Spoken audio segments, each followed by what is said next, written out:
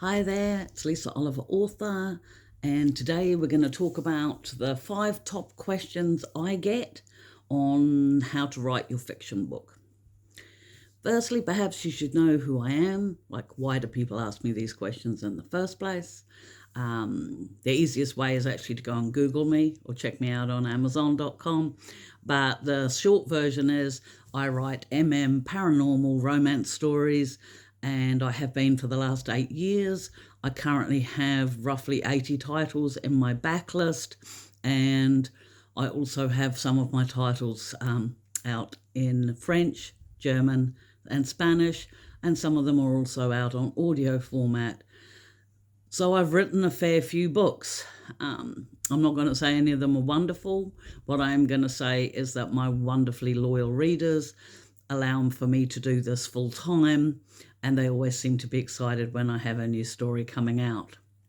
So let's get started on the first question. And the first one that I seem to be asked all the time is, what do I write? And I can understand why people would ask that. I mean, it's not easy to write a book if you don't know what you're going to write. But the thing is the answer is different for everybody. I write what I want to read. Every single book I've written is the book I want to read. So I write stories that suit me. They have the level of angst that I like. They have the level of heat that I like. They are stories that suit me. And I'm just really lucky in that I have, as I've mentioned before, extremely wonderful and loyal readers who seem to have similar tastes to me. So that's where you start. What do you read? When you're reading your stories, what do you find enjoyable about them? And how would you go about, this is another good one. What if you've read a book and you didn't like it? What would you change in that book to make it something that you would enjoy? That's where you get your idea, because writing a book's not easy, and everybody will tell you that. So it's really important that you love what you're writing about. As you can see from my pictures behind me, I adore my men. I have those pictures up for inspiration. We'll talk about that shortly. But yes, you write the book you want to read. And for those of you who tell me that you don't read, then I'd like to ask, why are you writing a book? I'm not saying you can't. I'm sure you've probably got some good ideas, maybe. But it's really difficult to write a book if you don't read them, because the pace of the book, the pace of a story, how a story flows, that a lot of authors learn that through osmosis.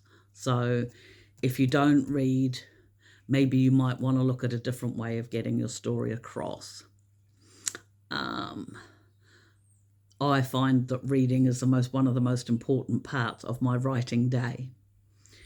So secondly, something that I get asked a lot is where I get my ideas from. Before I start every story, because I'm writing romances, so clearly I want a minimum of 2 male characters who I think are going to spark off each other and who are going to lead my readers and myself on this amazing joy and journey.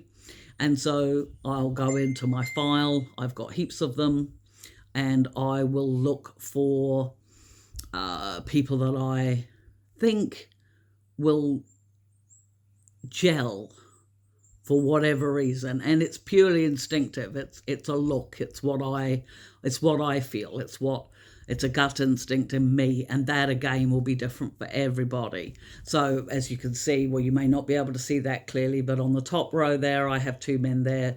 They're the main characters in the infidelity clause, and the 2 pictures underneath there, well, one of them's highly recognizable, I'm sure, and the other one's his partner, according to me. But you see, so I find pictures and they give me the idea about my characters. With regards to storyline, the ideas can come quite literally from anywhere. When I started my first ever book, the Cloverleaf pack. I think I've mentioned this in my video before. In the opening scene, I hadn't had lunch. And Kane, my main character, hadn't had lunch. And he went and got some lunch. And in the process of doing that, he smelt this amazing scent. And that what was meant to be a simple 5-book series turned into 15. And it all stemmed from the idea that Kane hadn't had lunch. And that idea came purely and simply because I hadn't had lunch. In my book, which one is it? Collar and Scruff, which is part of the Your Book Boyfriend's Boyfriend Prolific Works giveaway this year. In Collar and Scruff, the main premise for that came from a video I watched. It was recommended to me on YouTube about a guy that was auditioning for The Voice, and the way the guy sang, and then the one of the chaps that I can't even remember their names, the original people's names, but I know I watched that video about 20 times to catch that sense of electricity when the guy presses his button and his car to his chair turns around and he looks at this other guy. And, obviously in the video it was a purely business thing that was going on, but it didn't take much of a stretch of the imagination to imagine an entire fated mate scene. It was gorgeous. And I got that from watching a YouTube video, and thank you to the person who recommended that video to me because it was really good. I based a whole book on that. News stories, other YouTube videos, craft ideas, a conversation you overhear in a coffee shop. Quite literally, there are ideas everywhere for your story and for your characters too. You just have to use what interests you and go from there. And I'm sure it'll be amazing. One of the third question to me seems like a bit of a weird one, but I do get asked it a lot, which is, how long should my book be? Well, how long is it going to take you to tell your story? I'm not being facetious when I say that. It's quite genuine. A story has a beginning, a middle, and an end. Most stories have some form of conflict which occurs. There's a build-up to it during the story. There is a climatic scene at the end, and then it all sweeps down, and the reader and everybody is just left thinking, oh, that was good. Problem solved. So those are the things so your story is as long as it takes for you to achieve that, a beginning, middle, and end. The Book Boyfriend giveaway that I mentioned before, Collar and Scruff, that one is only 20,000 words, and it has a beginning, middle, and end. But that we had to write within certain word count, so that's why I don't normally write 20,000 word stories. My Cloverleaf series, for example, are usually around the 75 to 85,000 words. I have a series, the Bound and Bonded series, they're around the 35,000 words. Better Than Sweets that I wrote, that was my new release for last month, I think that was 40,000. It really doesn't matter. A book is as long as it takes to tell the story. But the key thing is to remember is you want to keep your readers engaged. So there's no point in filling a book with fluff and stuff that doesn't advance the story or doesn't teach you something about the characters, because readers will just get bored and they won't finish it. There's no point in writing something really quick, because you're not giving your readers time to engage with your characters and actually start to care about what happens next. And you don't want to rush the ending because you think, oh, I've had enough, because then you're not being fair to the readers when you've built them along and you've built along this plot line, and then all of a sudden you go, oh, and then he shot him. The end. We don't do that. You're going to get a lot of unsatisfied readers if you do that. So you write your story for as long as it takes to finish it. And just a word here on cliffhangers. a lot of people don't like them. A lot of readers don't like them, and a lot of readers feel shortchanged by them. So just two facts, if you feel it's really important to use them, is firstly, make sure that the storyline, or at least one of the plot lines in your story, is resolved, so your reader gets some sense of satisfaction with that. And secondly, if you're going to finish on an epilogue, which may happen on an epilogue that finishes in a cliffhanger, which I do quite often, I use a different set of characters, and I make a point in the blurb of saying epilogue is the intro to the next book, because that's pretty much what it is. So if you're going to use a cliffhanger, make sure you mention that in the blurb. And the fourth thing that people say, and it's not a question as such, but it's like they want me to redesign the universe. The number of people who come up and they'll say to me, oh yes, I really want to write a book. I've got so many good ideas, but I just don't have the time. And then they'll list off the reasons, and there can be millions of reasons. They're as varied as a person's life might be: kids, job, social activities, ill health.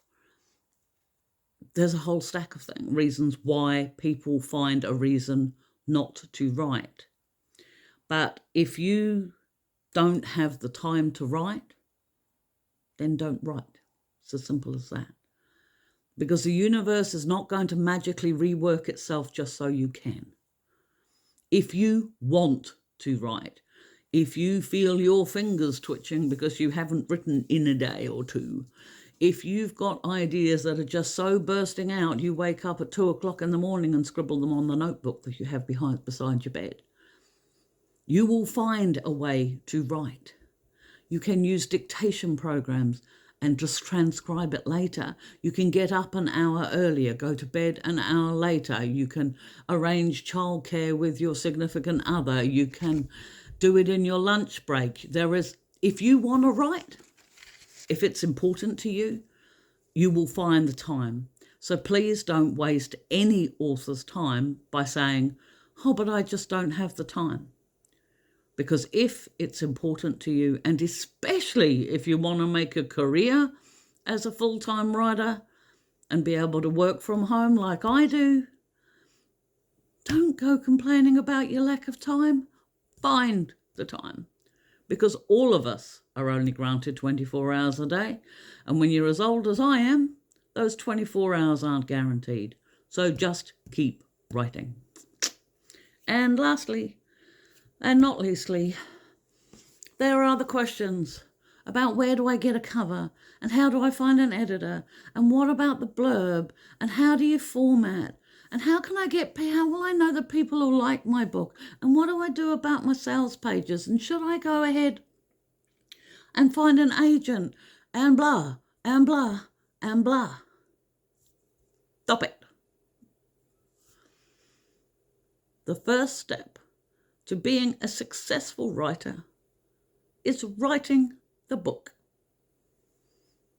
When you have typed the end and you are comfortable that you have written a story that will engage your readers, entertain your readers, shock your readers, or whatever it is you want your story to do, then start worrying about what happens and how you're going to publish it and get it out to the readers that you've written the story for.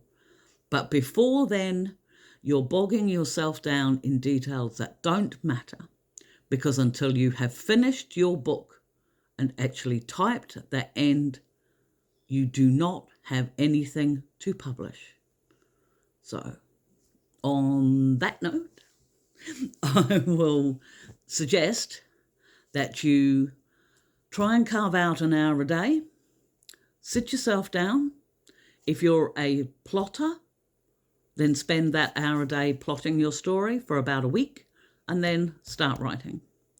If you're a pantser, like I am, find whatever it is that's going to entertain you, inspire you, or whatever else.